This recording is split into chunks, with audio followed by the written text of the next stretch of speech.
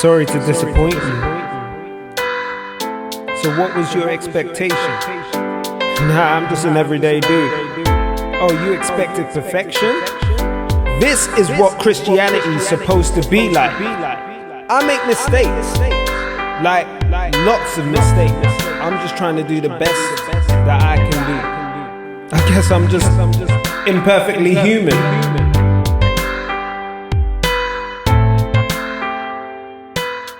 Welcome to another episode of the Imperfectly Human podcast. I am your host, Mr. Daley, and I want to give a shout out to everyone that's listening on Spotify, listening on Apple Podcasts, Google Podcasts, Breaker, TuneIn. Wherever you are listening in from, I appreciate you. I want to let you know that I enjoy you being here with me on a regular basis. So, season 2, as we said, is a journey, is following me through my entrepreneurial journey. I wanted to share what the life of a Christian entrepreneur is like. I want to be fully transparent in my process, the ups, the downs, what I go through, what I experience. So that's why I'm doing this. That's why I am taking you on this journey with me on season 2, and I'll probably, no spoilers for season 3, but I think I'm going to continue down this path going forward and just sharing about life as a Christian entrepreneur. It's what makes me, I call it imperfectly human, because I'm not perfect. I'm very human. I get angry, I get annoyed, I get frustrated, I get stressed out, I get worried, I get anxious, I had panic attacks, I've experienced it all. I talk about everything that I've been through, and there are so many stories and so many things and so many lessons in life that I would love to share on this.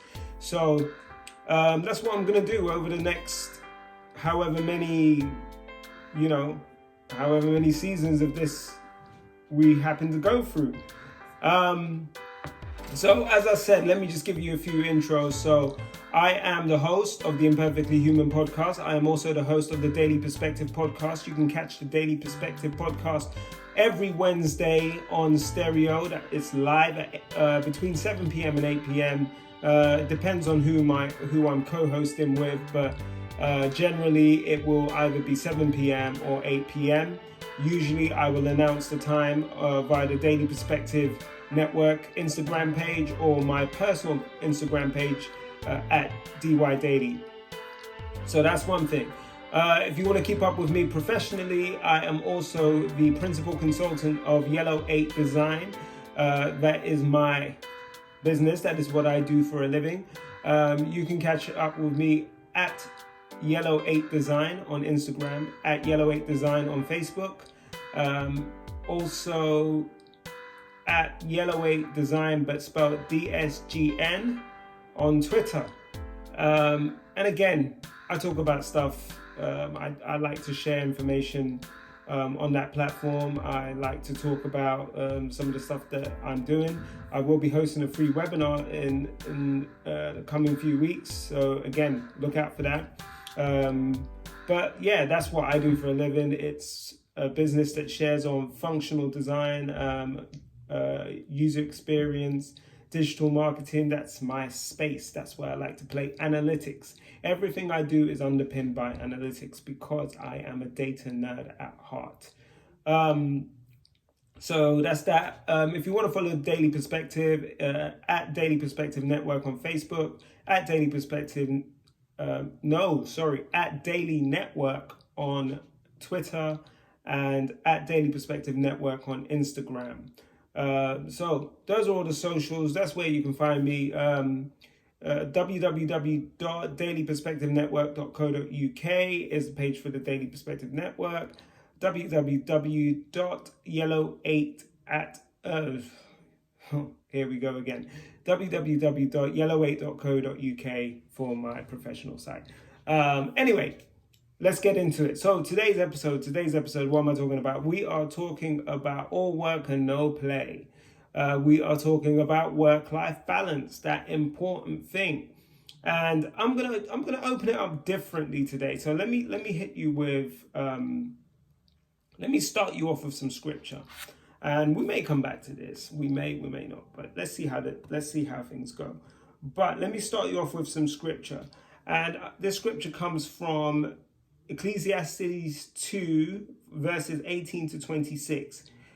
I came to hate all my hard work here on earth, for I must leave to others everything I have earned. And who can tell whether my successor will be wise or foolish? Yet they will control everything I have gained by my skill and hard work under the sun. How meaningless! So I gave up in despair, questioning the value of all my hard work in this world. Some people work wisely with knowledge and skill, then they must leave the fruit of their efforts to someone who hasn't worked for it. This too is meaningless, a great tragedy. So what do people get in this life for all their hard work and anxiety? Their days of labor are filled with pain and grief. Even at night, their minds cannot rest. It is all meaningless. So I decided there is nothing better than to enjoy food and drink and to find satisfaction in work. Then I realized that these pleasures are from the hand of God, for who can eat or enjoy anything apart from him? God gives wisdom, knowledge, and joy to those who please him. But if a sinner becomes wealthy, God takes the wealth away and gives it to those who please him. This too is meaningless, like chasing the wind. So, why did I choose that scripture? So that scripture to me embodies a lot of what we're talking about today. All work and no play. What is it? It's meaningless for one to pursue a life of just work, and not have any balance. That is what King Solomon, the teacher, was talking about when he said, I realized that enjoying life, enjoying food, enjoying drink, and taking satisfaction in work, there was nothing better than do that. These are the pleasures that come from the hand of God. Meaning, in order to enjoy and take satisfaction in work, you need to balance it with enjoying life, eating, drinking, and those things. Meaning, you require work-life balance in order to enjoy both. If you work too much, you miss out on life, and you work and you labor and you toil for something that you may have to leave to someone who will run it into the ground, or who may just sell it or do whatever. So you don't know what will be when you can't take these things with you. So you have to enjoy what you have when you have it. Also, if you play and enjoy life and do all the good things and all the fun things and do not work, then poverty creeps upon you. That's later on it says that, and I think it covers that in Proverbs as well. I'll find that and hopefully share that. But I guess that scripture for me screams out that you need work-life balance. It screams out that chasing success continuously will end in a life of despair. You lose the things that are most important to you because you don't appreciate that you require balance, or you lose the success that you could have had because you don't work hard enough. You need to strike a sensible balance. So how do we strike a sensible balance? How do we find that middle ground? Where is that line that we need to draw? Because let's put it this way. In life, it is so easy to do one or the other because we have these constant things tugging at us, pulling us one way, trying to pull us the other way. So, for example, now that everyone is working from home, people, the reports say, I saw an interesting report this morning that said that people tend to be working on average 2 to 3 hours extra a day than they would have if they were in the office, because there is this always on, always available culture when you're working from home. People don't appreciate that you need to disconnect and switch off. So people tend to overwork themselves, people tend to overstretch themselves, and then they burn out. We're talking about employee burnout. Now, as an entrepreneur, burnout is something that a lot of entrepreneurs experience. It's something that we are at risk of because we never switch off. Because being in business for yourself, chasing that success, chasing that dream requires that you work extra hard, meaning your work day might be 14 hours compared to someone's average 8-hour work day. But that does not mean that you do not require work-life balance. I would say that means that work-life balance is even more important for an entrepreneur because your workday is far more stressful. Your workday is longer, your workday is prolonged, your workday is stretched. You are doing more, there is more demand on you as an entrepreneur. So you need to figure out how you balance your work with your life. On the other side, you have family. Now, if you're like me and you have children, you have a wife, you have children, or you have a husband and you have children, I'm not trying to say that all entrepreneurs are men, so let me get that right. So let's put it this way. You have a spouse, you have a significant other, and you have children. Now, you need to spend time with them. You need to show them that they are appreciated. You need to give them the attention that they deserve. If you don't pay attention to your family, you will lose your family, or you may not, I don't mean, they may not walk out on you or whatever, but you will miss those important moments in life. You will miss that chance to have that deep emotional connection with your children. You will miss the opportunity to build those special bonds that will carry you through because you spend all the time distracted by work and distracted by life. So it's important that you spend time with them. But if you spend too much time in that space, you do not give enough time to the other baby in your life, to the other child that requires nurturing, and that is your business. Again, balance is required. You need to find that middle ground. So, how do we find middle ground? How do we find that level playing field for family and life? So, on this episode, I am going to dive in and give you my tips, my 5 tips. My 5 work-life balance tips. Tip number 1, work smarter, not harder.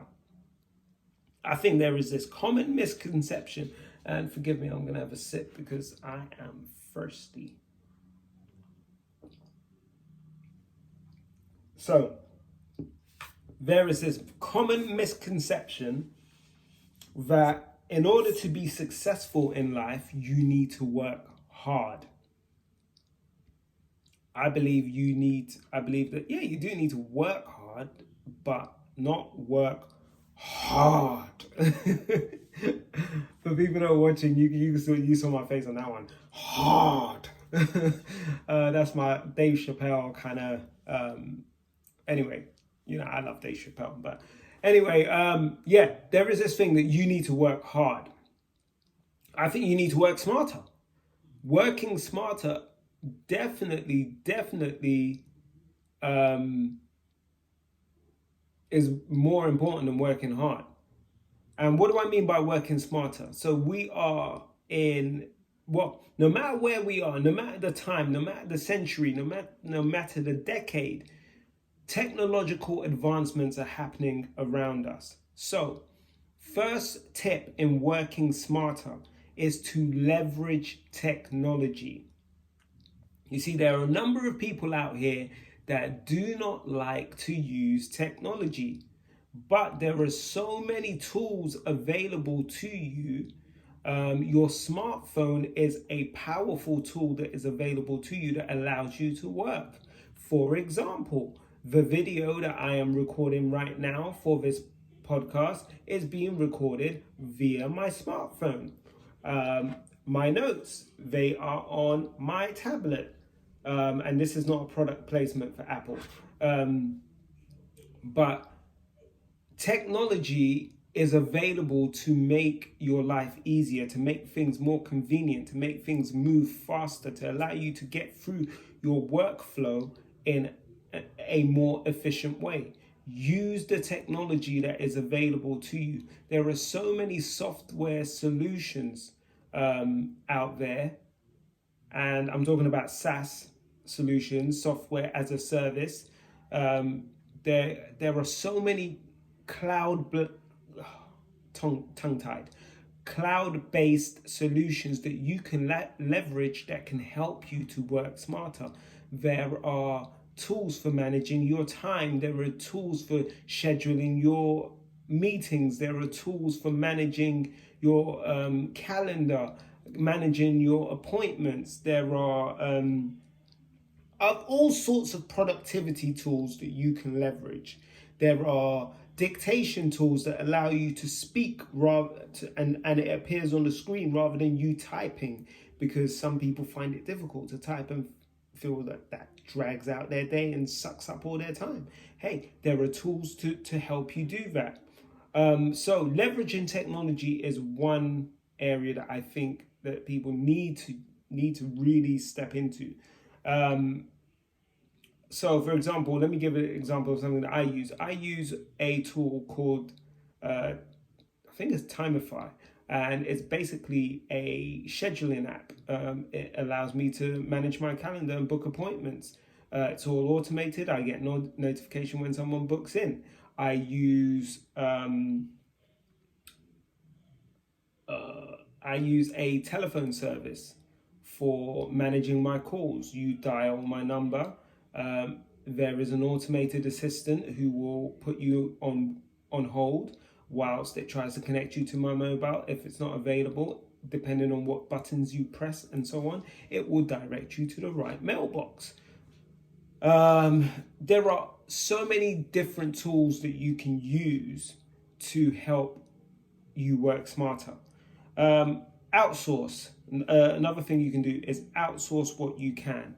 If there are things that you do not enjoy doing and things that drag and take a lot of your time, outsource them.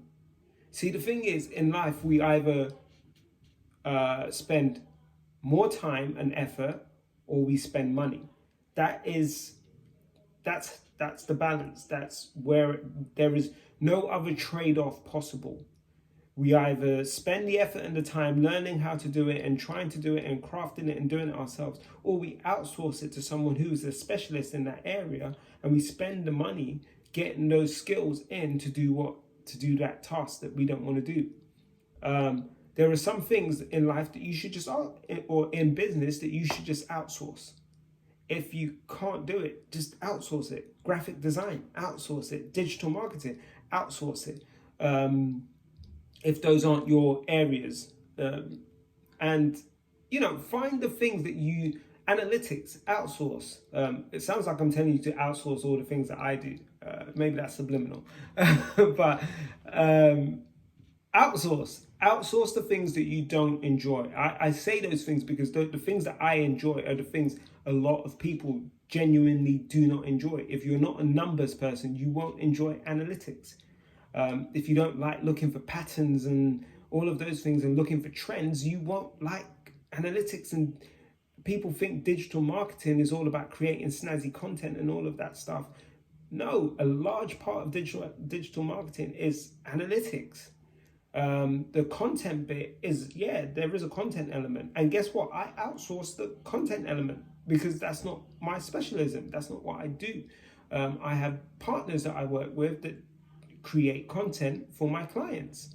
So outsource the bits that you don't enjoy and the bits that take up time and the bits that will drain you.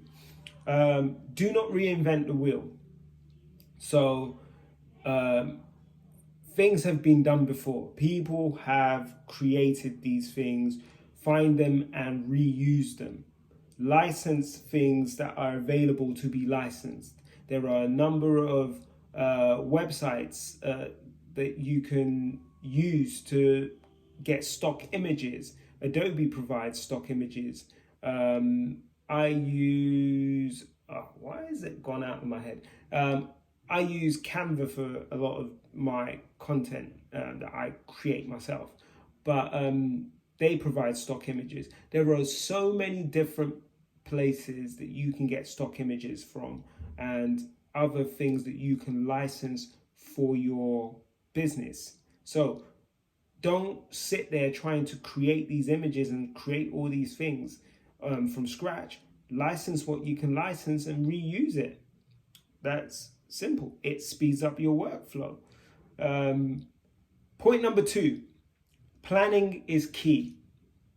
Now, I say planning is key because if you have a plan, if you don't have, someone said to me a long time, if you don't plan, then you plan to fail, or something along those lines. Or I heard another one that was the 5 P's. Prior preparation prevents poor performance. Preparation and planning is so important, especially when you require work-life balance. If you do not have a plan for your day, if you don't sort of set out your time of what you're going to do, when you're going to do it, how you're going to do it, then you basically walk in blind and you're just scrambling around trying to do various things at various times, and you find that you actually are less productive. If you have a plan, if you have a list that you want to work through and you time box these things, then hey, you know that, right, between this time and this time I'm doing this. I need to make these calls, I need to write this document, I need to review this bit of content that's been created, whatever it may be. I need to review this product, I need to, whatever. Time box the activities, have a schedule, know when you're doing, even schedule your lunch, schedule your workouts, schedule your meetings, don't you? So put it all in, have a plan.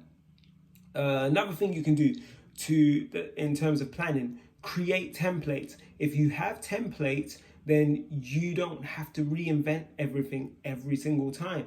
You just use your templates and it saves you a ton of time. At the end of the day, the more you can automate your workflow in your business, the more productive you become. It makes you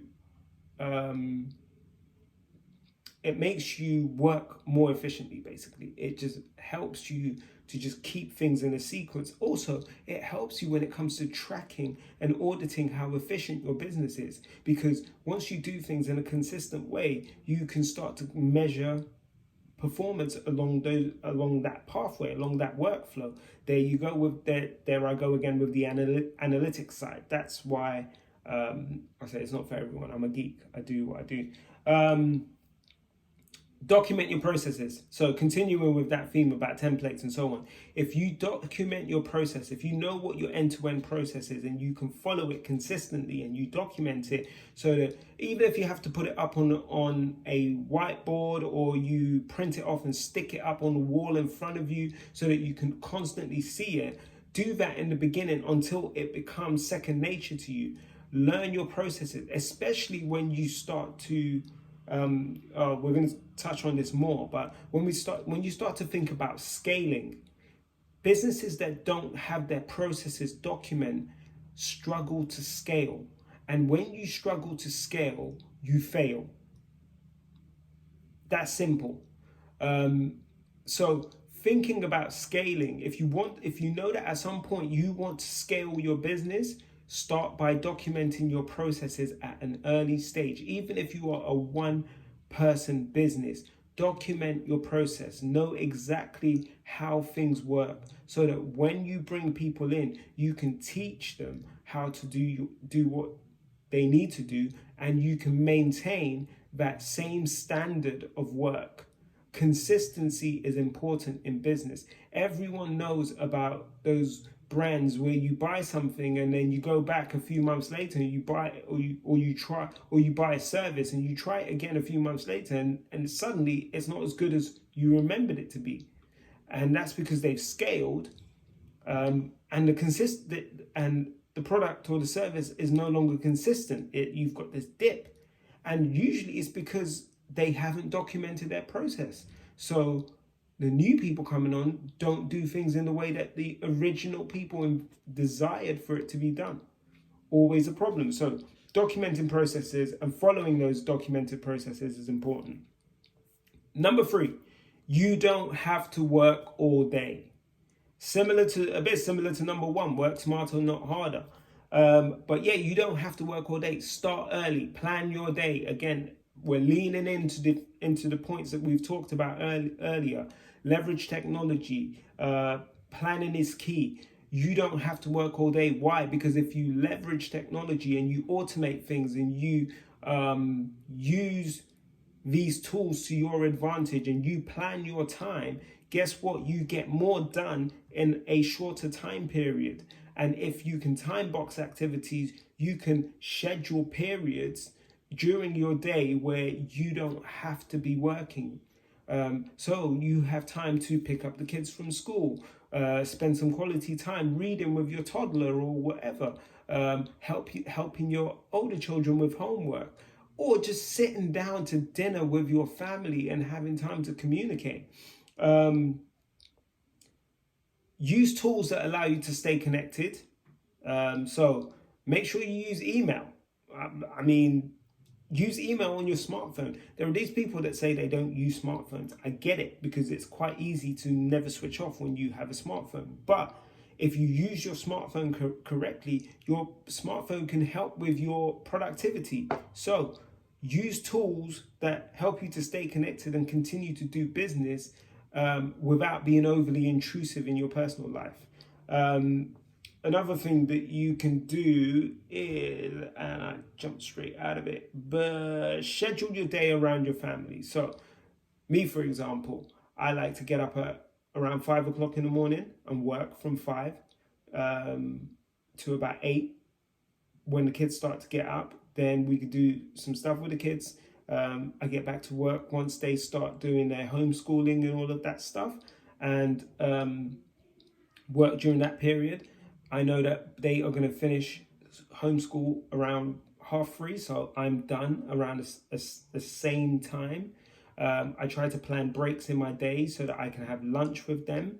I plan so that I finish my day around 3 o'clock, spend time with them. We can have dinner together. We can spend time conversating, talking about things that have happened during the day, have a laugh together, maybe watch a bit of TV together. And then in the evening, when they start to do their own thing, if I have other things that I need to do, I have scheduled to do those things again. So I may have a podcast to record. I may have some editing to do. I may have a presentation to finish off. I go and do those things in the evening. But I've had a bunch of time with my kids and my wife during the day. And then I try not to work late into the night. So again, I make sure that I don't work beyond 10 p.m. so that I can spend a bit more time with my wife before we all go to bed and do it again. Yes, I don't sleep very much because, I don't know, that's just me. I don't sleep very much. But another thing that I say, and I think I've talked about it, is about working whilst the family's busy. And that's why I said during the day when they're doing their homeschooling, I work. The other thing is about sharing your calendar with your family. One thing that I think can be really, that makes work-life balance very difficult, is when you have all these things scheduled in and no one else knows what you're doing, so they can't plan around you and can't plan time to be with you. So if you share your schedule with your family, they are able to plan their day. So they say, well, right, we want to do this, so dad's going to be busy or mum's going to be busy at this time, but they'll be free at this time. Let's try and do it around this time. So share your schedule. Very, very straightforward, very easy to do. I use Google Calendar for my entire family. Every single member of the family is on a Google Calendar. We also have the same, we share it across our iPhones, and everyone can drop stuff in, and we have reminders and stuff that we just put into a family calendar. Number 4, avoid fixed work days. try and be flexible with the days that you work, so that, hey, if something happens, you could just be like, man, it's Monday, I've got my smartphone, I'm ahead of my schedule of certain things. Guess what? I'm just gonna spend, it's a bank holiday, or it's a weekend, it's summer holidays for the kids. I don't need to work this Monday. I can just stay connected with my work phone, with my smartphone, check in on things, answer emails, handle a few queries as they come in. But for the most part, I can be with the family. I'm not saying just throw things out the window when they come up, but if you know that you've got a light day coming up, spend that time with the family or friends and do whatever. If you don't have a family, I'm speaking from my position because I am a family man. But if you spend that time doing other things, spend that time relaxing, or going to get a massage, going to do some pursuing a hobby, or doing something that isn't work, but you can still be connected to work with a smart device. That's why I said I don't understand people that don't like smartphones. So, give yourself the freedom is what I'm talking about. Give yourself some freedom to be flexible. And I also believe that if you are flexible with your time, if you say, hey, family, guess what?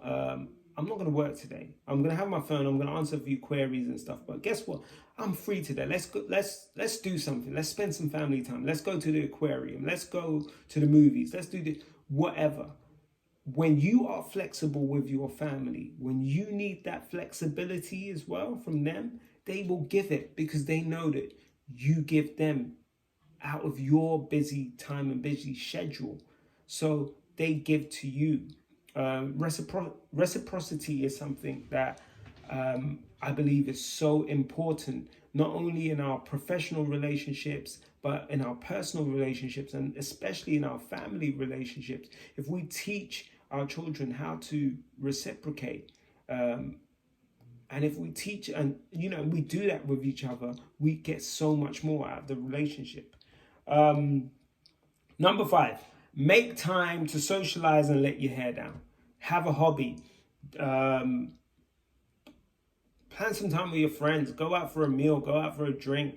Play some sports with a friend. Whatever. You need recreational time. You need downtime. Because if you are constantly down in the detail of your business, guess what? You miss things because you just don't come up to breathe. Your brain doesn't have time to just process all the information. And sometimes we get stuck. I've read examples of people that, they say, I was coding for about 10 hours and I was stuck. And then I decided to go and do something. And I came back and I figured it out within 20 minutes. Yeah, because your brain had some time to process.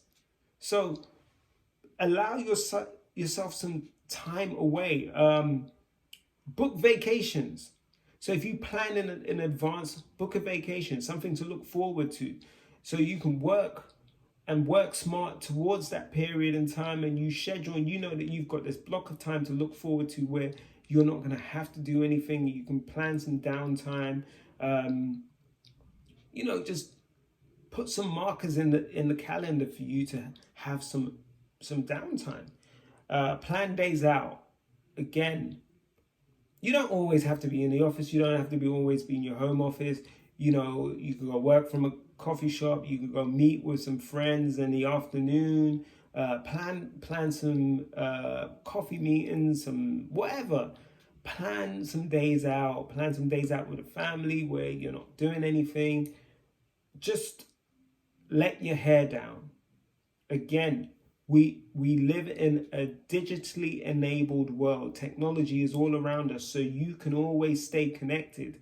So I don't think there needs to be this fear of missing something. Stay connected, do what you have to do, but use technology to your advantage. Use these things to further your business, but also to free yourself up so that you can really, really enjoy life and enjoy the entrepreneurial journey. you won't enjoy your entrepreneurial journey if you burn out. Facts. If you can't find downtime, you won't enjoy it. I also know you won't enjoy it if you're broke as well, so make sure you plan to work. But yeah, it's all about balance. Anyway, there's a tip that I didn't put in, but the most important one is learning to disconnect. Whilst I say that our smartphones are super useful for business, they also can keep us trapped in a state of work. So one thing that I read was that in iOS 15, Apple are releasing something that's called focus mode, which will allow you to put timers on certain apps so that they can't send you notifications. So you could do that with your emails, you can do that. And you would purposefully have to go out to see these emails rather than just popping up in front of you. So I think that's a really good thing. It's a positive move. I know a lot of nations are trying to implement laws that allow employees and people to disconnect. But, you know, as an entrepreneurs, the onus is on us to make ourselves disconnect. But yeah, learn to disconnect, learn to digitally disconnect from work. Set yourself some limits. Know that you're not going to check your work emails after a certain period of time. Use technology that allows you to have an out of office response for customers and stuff like that. Build it into your business process so your customers know that outside a certain window they will not get a response. And you know, if you build the customer experience around that, if you make sure that they know that their request has been, or their inquiry has been received, it's going to be processed, and they will receive a response within a certain window, customers are happy. Customers are usually unhappy when there is bad communication or no communication. So if you can be fully transparent in your customer journey, in your customer process, to say, hey, this is what is going to happen outside of normal hours. We will then get back to you. You will get this. This is what you will receive. And we will ensure that we stay within these SLAs that we're telling you. Customers are happy. And you are happy. You are free to live your life. Don't be bound by your business. Your business, as an entrepreneur, your business is supposed to be setting you free. But I find that so many entrepreneurs are stuck and tied down by their own businesses because they lack the processes and the technology, the infrastructure, the planning. One of the things that I do is called business architecture, and it's about helping you design what your business is going to look like, not just today, but your target operating model, your scaled business in the future. So going through this journey and planning for that is super important. It allows you to plan a life around your business so that your business does not become your life. And I'm going to leave you on that bombshell. If there are any tips that you think I left out, hey, give me a shout. Drop them in the comments if you're watching on YouTube. I'm going to put some links in the description box for some tools that I believe can help people with their productivity. Definitely check them out. I'll try and pop in some links to things like project management tools and, you know, anything that I think can help you manage your work better. I will put those links in the description box.